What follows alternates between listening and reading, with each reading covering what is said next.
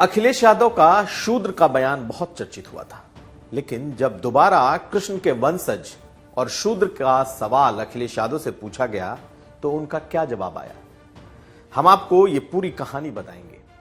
हम आपको ये भी बताएंगे कि पल्लवी पटेल आखिर इशारों में ही सही स्वामी प्रसाद मौर्य पर किस तरीके से हमलावर हैं, लेकिन कैसे रामचरितमानस को भी मानने से इनकार कर रहे हैं। यह भी जानिए और साथ साथ यह भी देख लीजिए कि अखिलेश यादव को आखिरकार क्यों अपने राष्ट्रीय कार्यकारिणी में बदलाव करने पड़े और ब्राह्मण और ठाकुरों को उसमें शामिल करना पड़ा। नमस्कार, मैं हूं कुमार अभिषेक, आप देख रहे हैं यूपी तक। हम हाजिर हैं अपना न्यूज शो आज का यूपी तक।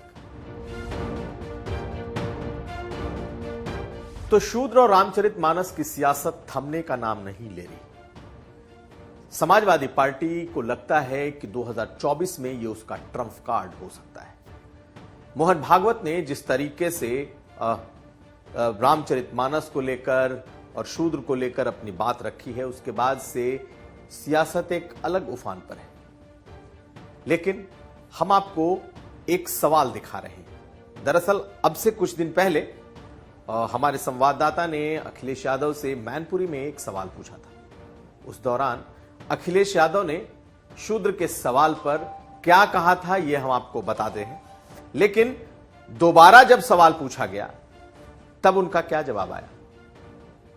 अखिलेश यादव ने कहा था कि मैं शूद्र हूं और आप किस जाति से हैं यह आप जाने, लेकिन जब उनसे यह पूछा गया कि अगर आप शूद्र हैं तो भगवान कृष्ण कौन थे जिनके आप वंशज हैं, इस पर अखिलेश यादव ने पूरे सवाल को ही घुमा दिया।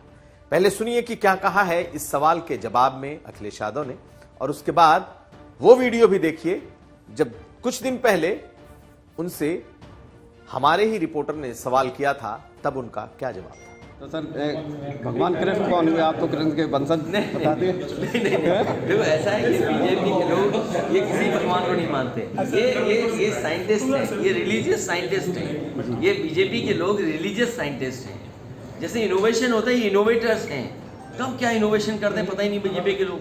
धर्म में कौन सी बात नहीं जोड़ते हैं। मुख्यमंत्री अगर योगी न होते, धार्मिक स्थान से वहां आए होते तो शायद वो सवाल में न पूछता उनसे, लेकिन क्योंकि वो योगी भी हैं और धार्मिक स्थान से उठ करके सदन में आए हैं, वो बात मैं आपसे नहीं पूछूंगा। मैं ये कहूंगा कि वो चौपाई एक बार हमें पढ़ के सुना दो।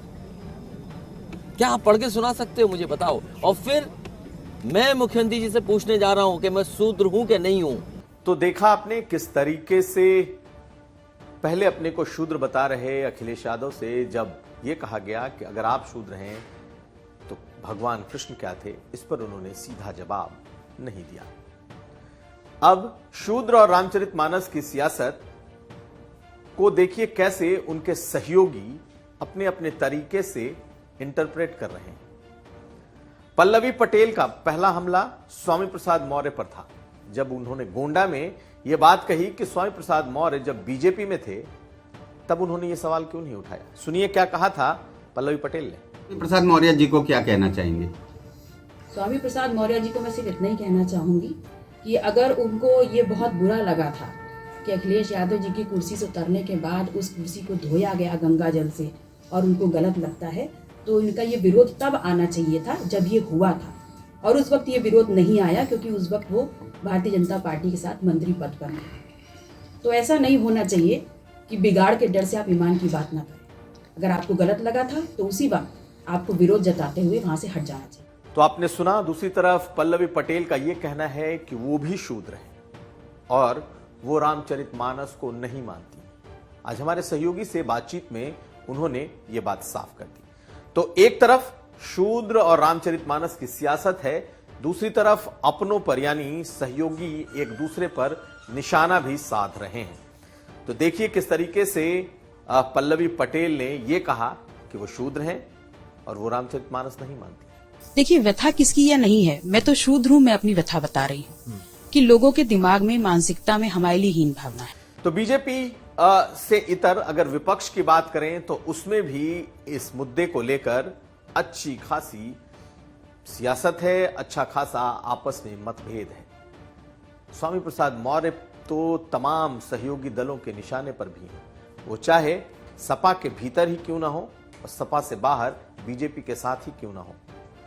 ऐसे में इस मुद्दे ने सबको कहीं ना कहीं अपनी पोजीशन लेने पर मजबूर कर दिया है और अब पल्लवी पटेल खुलकर इस ओबीसी पॉलिटिक्स में सामने आ गई हैं। रामचरितमानस का के चौपाइयों का विरोध, रामचरितमानस को नहीं मानना और खुद को शूद्र बताना अब उनकी नई ओबीसी पॉलिटिक्स का ये रूप दिखाई देता है। उधर जातीय जनगणना पर बीजेपी को घेरने की कोशिश समाजवादी पार्टी तो कर रही है, लेकिन बीजेपी के जो ओबीसी नेता हैं वो जातीय जनगणना पर समाजवादी पार्टी के साथ खड़े दिखाई दे रहे हैं। या यूं कहें, जातीय जनगणना पर बीजेपी का स्टैंड भी वही है जो समाजवादी पार्टी या दूसरे विपक्षी नेताओं का है। अगर आपको नहीं लगता तो सुनिए केशव प्रसाद मौर्य क्या कह रहे हैं। केशव प्रसाद मौर्य ने साफ कहा है कि वो भी जातीय जनगणना के पक्ष में है, यानी कि बीजेपी इस मुद्दे को अपने खिलाफ इस्तेमाल नहीं होने देना चाहती। पहले सुनिए क्या कह रहे हैं केशव प्रसाद मौर्य। जहाँ पर भी जनगणना हो रही है जातिगत या अन्य प्रकार से उस राज्य सरकार का विषय है, तो वो संविधान के खिलाफ कर रहे हैं क्या? मैं कैसे कह दूं? केशव जी आप जाति जनगणना के पक्ष में है कि नहीं? जाति जनगणना निश्चित तौर से हूँ, जाति जनगणना के पक्ष में है। तो जातीय जनगणना पर बीजेपी को घेरना मुश्किल इसलिए है क्योंकि बिहार में जहां ये जनगणना चल रही है बीजेपी इस मुद्दे पर साथ रही है। चाहे वो विधानसभा में उस विधेयक के पास होने का मामला हो जातीय जनगणना को लेकर, या फिर सर्वदलीय बैठक में समर्थन का मामला हो, बीजेपी ने वहां समर्थन दिया। और जब यहां पर समाजवादी पार्टी ने इस मुद्दे को उठाया तो बीजेपी की तरफ से केशव मौर्य ने इसका समर्थन कर दिया। उधर समाजवादी पार्टी ने काफी चर्चा या यूं कहें किरकिरी के बाद एक और लिस्ट जारी की है राष्ट्रीय कार्यकारिणी की, और इस लिस्ट में ब्राह्मण और ठाकुरों को जगह दी गई है। हालांकि जो राष्ट्रीय कार्यकारिणी में राष्ट्रीय महासचिव तक का जो पद है उसमें कोई छेड़छाड़ नहीं है, यानी कि उसमें कोई नया नाम नहीं जुड़ा है, लेकिन राष्ट्रीय सचिव में 3 ऐसे नाम जोड़े गए हैं जिसमें 2 ठाकुर बिरादरी से आते हैं और 1 ब्राह्मण। अरविंद सिंह गोप और ओम प्रकाश सिंह दोनों समाजवादी पार्टी के सीनियर वरिष्ठ नेता रहे हैं, ठाकुर बिरादरी से हैं, इन्हें राष्ट्रीय सचिव बनाया गया है। जबकि विनय तिवारी, इन्हें भी राष्ट्रीय सचिव बनाया गया है, ये ब्राह्मण बिरादरी से आते हैं। आपको बता दें कि जब पहले समाजवादी पार्टी ने अपनी राष्ट्रीय कार्यकारिणी की सूची जारी की थी उस वक्त से ही ये लगातार सवाल उठ रहे थे कि आखिर इस सूची में ब्राह्मण और ठाकुर की संख्या या तो बेहद ही कम है या बिल्कुल नहीं है। ऐसे में लगातार आलोचनाओं को देखते हुए एक और ये संशोधित लिस्ट दी गई है जिसमें ये 3 नाम जोड़े गए हैं। हालांकि राष्ट्रीय महासचिव में अभी भी न तो ब्राह्मण हैं और न ही ठाकुर। तो ये था आज का यूपी। हम फिर हाजिर होंगे, तब तक आप देखते रहिए यूपी तक।